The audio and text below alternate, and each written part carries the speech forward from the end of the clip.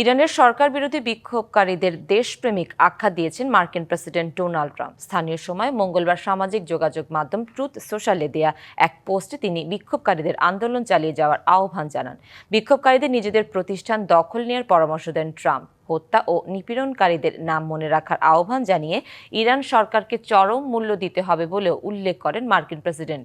পাশাপাশি বিক্ষোভকারীদের ওপর হত্যাকাণ্ড বন্ধ না করা পর্যন্ত ইরানি কর্মকর্তাদের সঙ্গে সব বৈঠক বাতিল করা হয়েছে বলে জানান তিনি।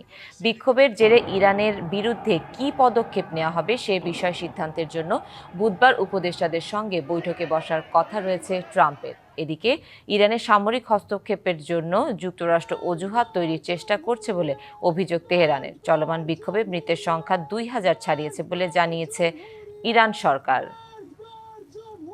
কি বুঝলেন ভাই? অনলি যেটাই চাই।